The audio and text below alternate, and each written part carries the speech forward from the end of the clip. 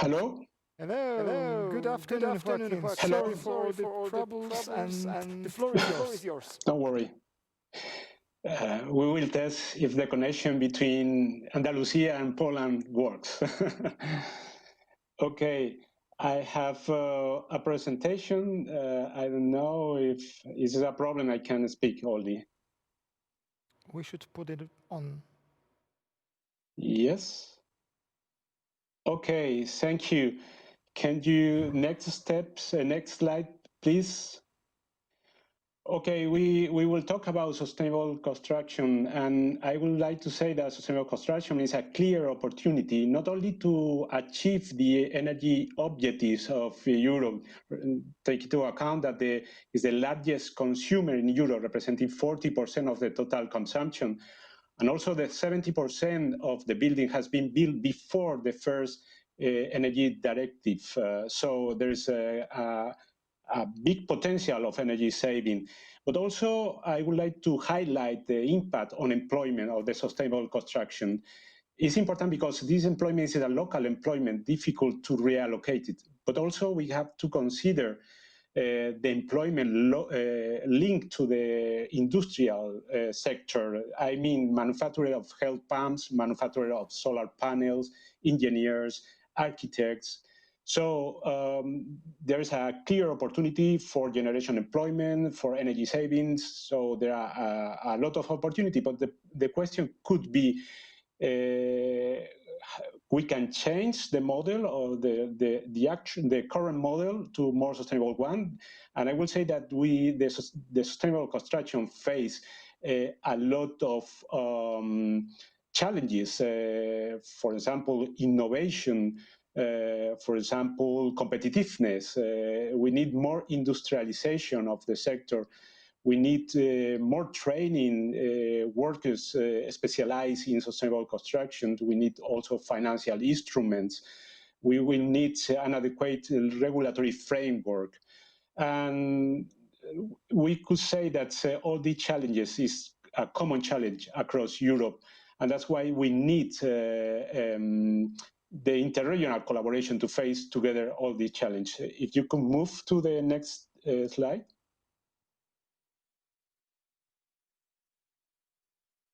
Yes, that's why we started in 2016 leading a partnership of sustainable building in the framework of Smart Specialization platform promoted by the European Commission. We are gathering more than 45 regions in Europe. We conceive this partnership as a strategic alliance between regions to foster the interregional collaboration, to foster also innovative projects coming from the capabilities of each region, trying to find the synergies between these capabilities in regions. And we have been working from 2016 in three main areas: eco-constructions, materials, renewable energy, and system of maximum energy efficiency. Please, the next slide. So I would like to highlight one of these pilot projects. This is a Smart Campus project. The objective of this project is to improve the energy efficiency in university campuses. We are collaborating in 6 regions and 6 universities from Italy, and Spain, Slovenia, Finland, and France, Portugal. But I would like to highlight this project because it's one of the 8 projects selected by the European Commission to test the interregional collaboration. We face many challenges in this interregional collaboration, and that's why the European Commission want to test. Previously to launch the component 5, they will receive some insight because we are 8 projects that are currently running, and the European Commission want to learn together with us the difficulties of the interregional collaboration when we try to put in place this innovation between regions. And the last slide, I think.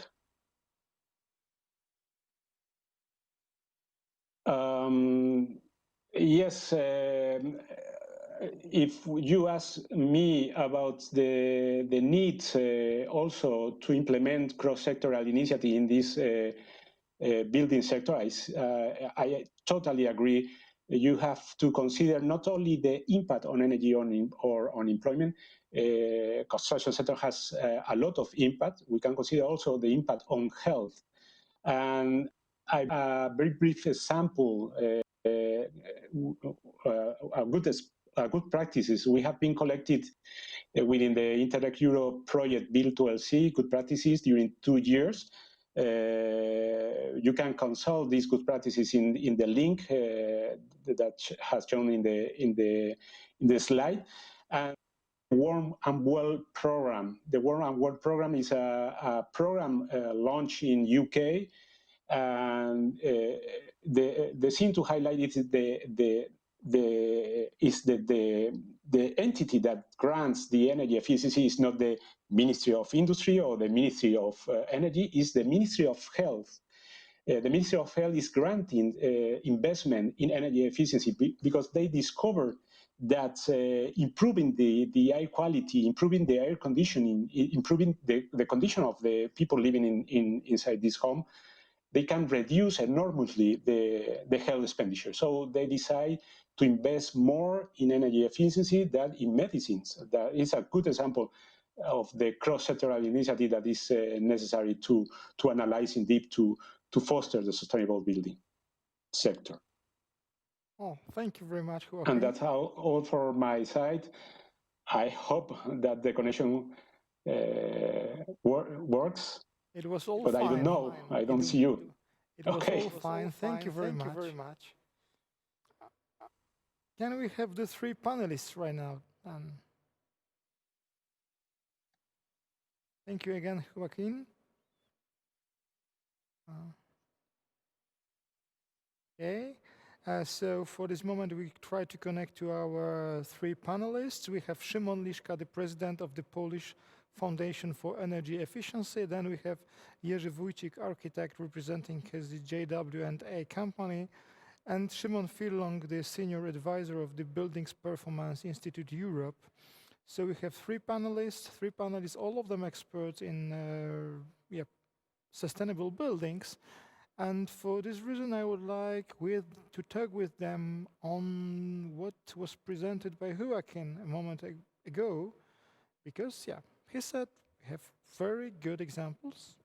We have even the funding, very strong funding. That's in the very heart of policy. But what I would like to know, what I would like to hear from my panelists is how far overall it is from the market. But let's see whether they are online.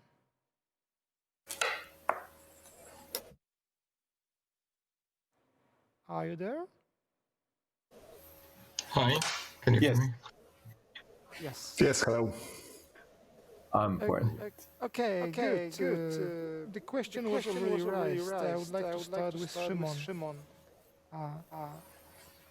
How far from the general market we are in Europe? Yeah, it's a very good question. As you pointed, we have a lot of sources, we have some experience. But what is important, I would like to stress, it's the impression from the presentation I have seen. When we are talking about sustainable building, it seems that we are thinking about the building as a system which is responsible for energy use, which is responsible for providing enough comfort for occupants or to providing function. But we forget about one important thing, I think, because just now buildings become a part of something much better, because I think that buildings become important players on the energy market. They become part of energy systems. And it's expected that modern building will play important role in local energy communities, not only as a building which consume energy, but as a building which produce energy, which store energy, and which can stop use energy if there is such a need. So new function, and I think that just talking about modern sustainable building, we have to have such a wider view, and we'll try to discuss or think how buildings should be equipped with renewable energy, with capacity to generation, to storage energy, to be part of local energy communities, and to provide services for those communities. I think it's a quite different project. With both issues, I think, with sustainable building and with issue of energy communities, of smart energy system, of distributed generation, and let's say part of all issue related to the energy revolution, which actually is going. So we have more and more experience, but we are still far from the market. Okay. Here in the That's very insightful what you said, and that is why I wanted to switch to Jerzy to ask about the architectural processes and that. Is it much more difficult to build such a building, to plan this building, to prepare for the investment from your side as a professional? I heard bits and pieces of your question. I didn't hear it entirely. Okay. But I feel that I've heard the important bit. And I wanted to talk about two very specific issues that I came across. And this is directly from the market and the projects that we're working on. And two I feel are equally important. Number one being, we're always playing, I mean, it's my impression that with the definition of the newly zero energy building, we're playing a bit of a catch-up game here to sort of meet the demands of that definition. But what in my experience the market is missing is we don't really have a clear framework in terms of a definition that would be widely recognized on the market of a carbon neutral building, and if yes, in which scope, meaning construction and materials plus operations. And we're expected, at least in my case, our company is involved in projects where we're looking at developing a carbon neutral warehouses or warehouse and distribution center. And basically to meet that, or to really define the carbon neutrality, we needed to look for green building councils or other sources. But I feel that the market is missing a clear framework that would give the commercial players, such as developers, investors, a clear goal, a clear guideline what to look at. And there are market leaders that are willing to look 1 or 2 or 3 steps further beyond what is required now. Okay. So that's one, a clear definition of zero carbon. If yes, what scope? And I feel this would be really beneficial. And number 2 is actually I feel that a beneficial part would be to bring the designers up to speed in terms of certain parameters that need to be achieved. Okay. It's very easy. Can I put a full stop here? Just bringing the architects and bringing the industrial parts of the value chain to the full speed. I would like to go to Szymon, to the latter Szymon, and ask about the competition on the market. Because green is the new blue in the European Union. So what does it mean for the competition in the sector, in the building sector? Sorry, but I couldn't hear you. Could you repeat the question? Okay. What does it mean for competition in the building sector? Competition in building sector. Yeah. In the building industry. Is it going to much more fierce competition, or is there any field for cooperation? So first of all, when we talk about the industry and different fields or possible areas of development, we have to also consider the renovation of buildings, because about 90 or 75% of the building stock in Europe is not energy efficient. So it consumes a lot of energy. And if we want to reach the European goals, which were presented earlier, we have to concentrate strongly on renovation. So if we think about the companies, if we think about the development of the construction market, I think there should be new companies created that which will be concentrating on renovation. So they will develop especially in such fields. So for example, there can be ready systems for renovation of buildings that they will make the renovation very quickly, which will be something good from the point of view of the consumer or from the point of view of the building user, because many of them are afraid about the renovation because they don't want to have long process with many problems and so on.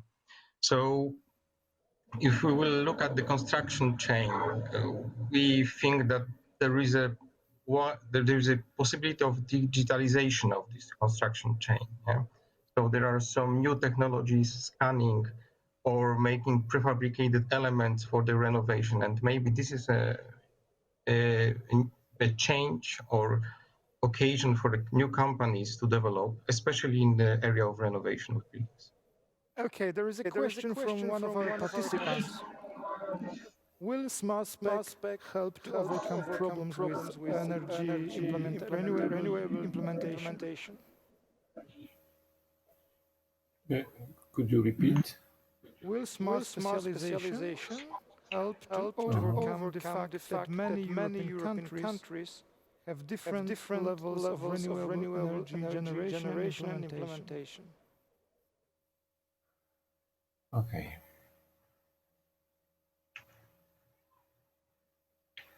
So it's hard to show the connection between these two areas, actually. Oh, I disagree. Szymon, I disagree, because I think that it's a crucial point. As I said, buildings should be a part of actually modern energy systems based on distributed generation. And in fact, what you said, the challenge is renovation of existing building. That's fact. We are not well prepared for the process, but we are spending a lot of money because we are forced by air quality problems or others, and so we have the clean air program.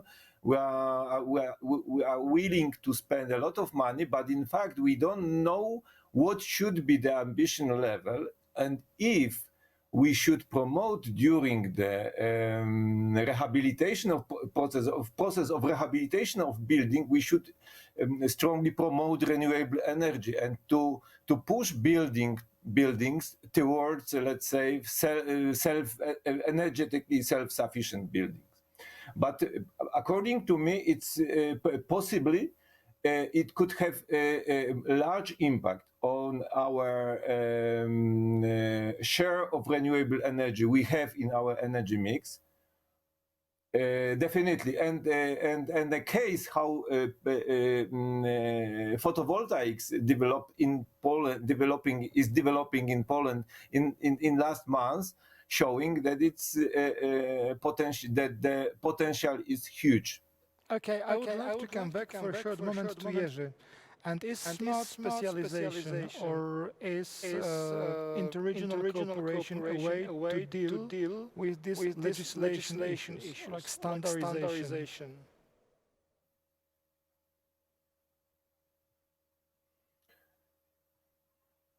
Yeah. So first of all, maybe if we want to go from this regional perspective, we have to think about the goals. So if we will treat the goals of European Union seriously, it means that in 2050 we have to reduce the greenhouse gases emission by 90%, and increase the energy consumption, final energy consumption in building sector by 50%. This is really large work to be done, yeah? And it cannot be done by a single country. Yeah? It has to be done regionally or even as a whole European Union. And we have to also think about it that we have to spend, as Szymon, Liszka said, the money in the wise way, yeah, to have the biggest effect by the lowest money. Yeah? But And so from this perspective, we can also think about the investment in Eastern Europe, which is much more effective than investing the money in Western Europe. Szymon, for example, the windows in... Sorry.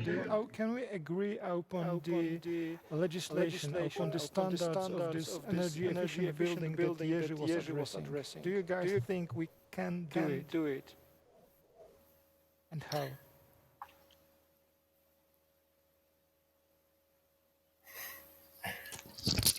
Yeah. Actually, every country has a little bit different, nearly zero energy building standard. Yeah? So, for example, Poland is implementing from next year. Yeah. Yeah, but I think that important.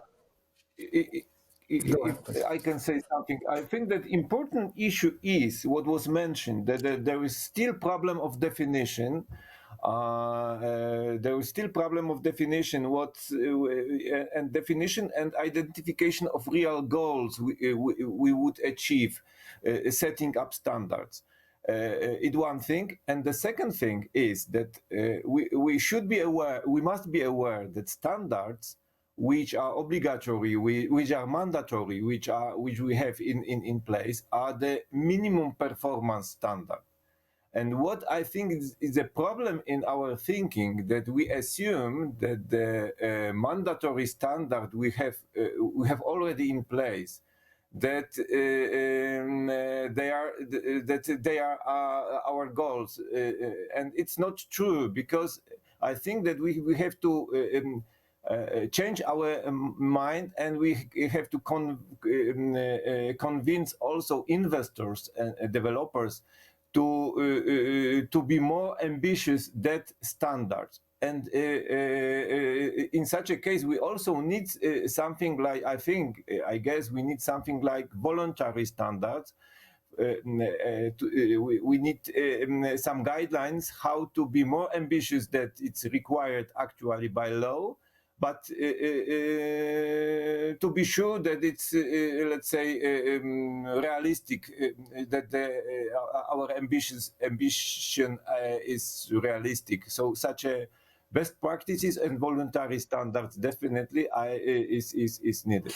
Okay, for the final sentence, Gentlemen, if I can jump in on this one, I agree with Szymon, and real-life examples show that 100% what I think we would need is a clear framework, not only for now, but if there is an investor willing to be more ambitious, to give him tangible tools and tangible benchmarks to hit, for example, if they want to implement 2030 vision right now or 2035 vision right now. Right now where the market is, large-scale commercial investors are happy with implementing the requirements of building code for 2021, period. And they perceive themselves as market leaders, whereas a more ambitious vision, instead of playing a catch-up game, would certainly sort of propel and maybe ignite the market transformation in a bit more proactive way. I will follow up Jerzy's words and about real-life experience. So I would like to pronounce the weekend to start. Gentlemen, thank you very much. Thank you very much, all the panelists. Thank you very much, all the participants of this webinar. It was really good to have you here, and sorry for all the technical problems. Anyway, I believe it was really very insightful. And visit the website of Smartwatch to see some other results. Thank you very much. Have a good weekend, good afternoon. Bye-bye.